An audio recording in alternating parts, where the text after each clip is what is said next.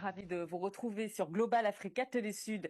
La République du Congo extrait de son sous-sol plus de 250 000 barils de pétrole brut chaque jour. Pourtant, aux pompes de Brazzaville ou de Pointe-Noire, les automobilistes font la queue pendant des heures faute de carburant. Alors, face aux pannes et aux pénuries d'essence, le Congo est allé frapper à la porte du milliardaire nigérian Aliko Dangote pour s'approvisionner depuis Lagos. Un virage historique qui souligne le paradoxe congolais. Alors, que signifie justement ce virage historique? C'est notre débat de la semaine dans Multipolaire. Bonjour à vous, Abdelkerim Yacoub Koundougoumi. Vous êtes directeur sans frontières, chercheur à l'IPSE. Merci d'avoir accepté de débattre avec nous à distance. Bonjour, docteur Iveco Amezo, président fondateur du think tank Afro-Centricity. Merci également d'être avec nous. Et bonjour, Régis Oumpé. Vous êtes directeur d'Interglobe Conseil. Merci également d'être avec nous.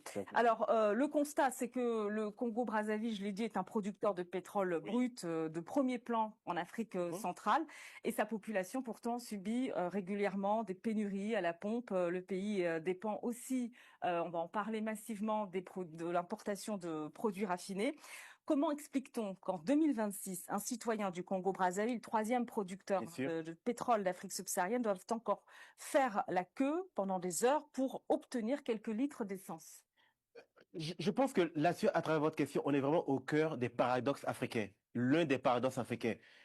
Congo, pays producteur de pétrole, donc parfois il m'arrive de dire que c'est un petit émirat pétrolier tropical, producteur de pétrole, et malheureusement, le citoyen congolais aujourd'hui peine à avoir cette ressource.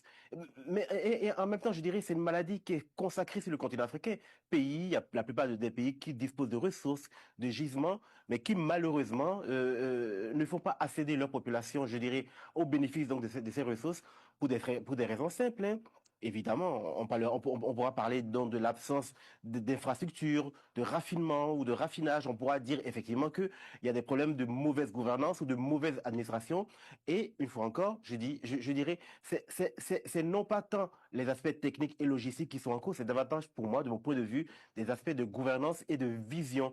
Parce que le pétrole ne peut pas être évidemment riche de ses ressources pour que ces citoyens soient en même temps paradoxalement pauvres de ces ressources. Pour moi, c'est une question de mal ou de mauvaise gouvernance. Question de mauvaise gouvernance, docteur Amezo.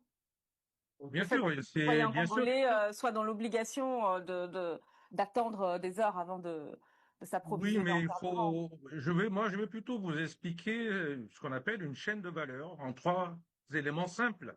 Il y avait ceux qui sont en amont, qui vont exploiter, souvent offshore d'ailleurs, et qui vont transformer la raffinerie. Et puis, il y a ceux qui vont le distribuer, qui vont le mettre à disposition. Et puis, bien sûr, il y a ceux qui, en fin de parcours, le mettent à disposition en fixant les prix, etc., notamment l'État, et met en place les infrastructures. Et quand vous regardez tout ceci, vous êtes obligé de remonter très loin dans le temps. C'est-à-dire, il ne faut pas dire que ce n'est que de la mauvaise gouvernance. Il y en a. Mais il y a aussi un rapport de force. Il y a des accords secrets qui obligent la plupart des pays francophones, le Congo en particulier, de donner une partie de son pétrole à des pays extérieurs, notamment des multinationales, Total Energy, les Italiens, on peut même parler un peu de la Chine, il y en a plein d'autres. Et tout ceci fait qu'en amont, c'est contrôlé par ces gens-là. Du coup, l'État choisit d'être complètement au centre, qu'on appelle le midstream, là, il est au centre, il organise les pipelines, les stockages, des choses comme ça. Et même là, vous retrouvez encore les grands multinationaux. Et puis, vous avez en fait la transformation qui permet d'avoir l'essence pour que les populations dont vous parlez puissent l'avoir, d'abord ne pas faire la queue et surtout l'avoir moins cher. Or, cette partie a plus ou moins été bien négligée. Et c'est là-dedans que Dangote vient, mais il vient quand? Il vient quand la raffinerie ne marche pas bien, quand ils sont bien endettés, et donc il vient ramasser un peu ce qui n'a pas fonctionné, d'où la mauvaise gouvernance. Donc il faut bien rappeler ça pour bien comprendre ce qui se passe, et ne pas limiter, disons, les erreurs de gouvernance uniquement au niveau du Congo, mais beaucoup plus largement. Pourquoi ces multinationales n'ont jamais voulu justement faire la raffinerie au niveau local et faire que les prix en compétition soient faibles et donc accessibles aux populations? Abdelkerim. Oui, alors moi je pense que le mal est profond et grâce à ce qui est en train de se passer en ce moment, nous nous rendons compte finalement que ce n'est pas seulement des problèmes de gouvernance, mais carrément du système économique post-colonial qui a été mis en place pour continuer à servir l'économie mondiale, l'économie des grandes puissances et non l'économie africaine. C'est exactement pareil sur le plan administratif, sur le plan... tout a été fait pour qu'il y ait une continuité de l'administration coloniale. L'administration coloniale était quoi? L'administration coloniale a été taillée sur mesure afin que les colonies puissent irriguer, nourrir l'économie de la puissance coloniale. Et ça continue. La preuve, c'est que ces multinationales ne permettent pas à nos États d'avoir une politique intérieure ou avoir les moyens de pouvoir construire l'infrastructure ou la chaîne des valeurs du puits jusqu'à la pompe pour la consommation locale et pour la souveraineté énergétique locale. Tout a été conçu, pensé afin que nos États puissent continuer à être dépendants, non seulement vis-à-vis de ces multinationales, mais aussi vis-à-vis des importations de ces carburants au niveau des pays européens ou des pays du Moyen-Orient. Vous voyez? Donc, tout a été fait, pensé avec le plan postcolonial. Maintenant, moi, je ne suis pas d'accord quand vous dites qu'il n'y a pas de problème de gouvernance. Il y a un problème de gouvernance. Il y a un problème de vision politique et de volonté politique. Parce que être leader n'est pas seulement là pour reproduire ou pour diriger. C'est aussi penser à ce que nos États soient souverains. Et si nos États doivent être souverains, la souveraineté, ce n'est pas seulement planter un drapeau sur un pays et chanter l'hymne national et dire qu'on est souverain. La souveraineté, c'est la souveraineté sécuritaire, la souveraineté monétaire, la souveraineté économique, la souveraineté. Il y a tellement de domaines qu'il faut être souverain. La souveraineté énergétique aussi. Maintenant, les crises du Moyen-Orient et les crises dans d'autres corridors qui, d'habitude, alimentent ces pays a posé problème. Maintenant, il faut trouver des alternatives. L'alternative la plus crédible et la plus proche et la moins chère, c'est l'alternative locale et régionale. Et maintenant, Alors Dangote s'est imposé, une solution. Ouais. Vous faites une belle transition, Oui.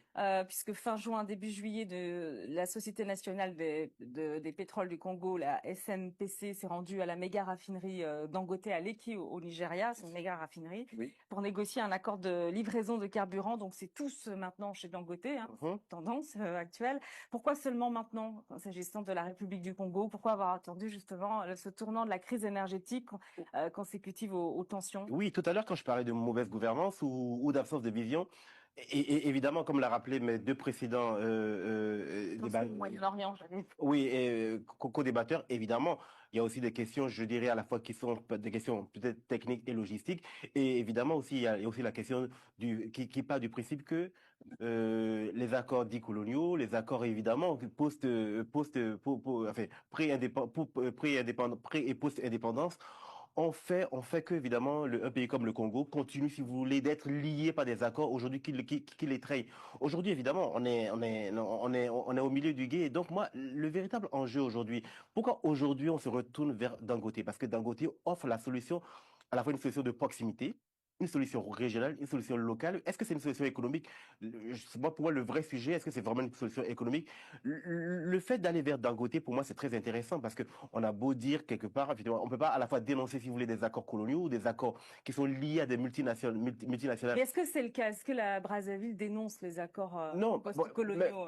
si Brazzaville ne le fait pas, nous le faisons ici. Et d'ailleurs, dans l'actualité, l'actualité est assez documentée, assez archivée pour démontrer qu'effectivement, la plupart des multinationales post-indépendance ont plutôt travaillé, si vous voulez, à maintenir le fil, la dépendance donc, des pays africains. Aujourd'hui, Dangote, pour moi, offre une belle solution qui, d'ailleurs, de mon point de vue, devait être vue au-delà même du Congo, surtout le continent africain, parce que nous avons la capacité, nous avons la chance, l'opportunité d'avoir un champion africain et qui doit permettre, évidemment, pour la question donc de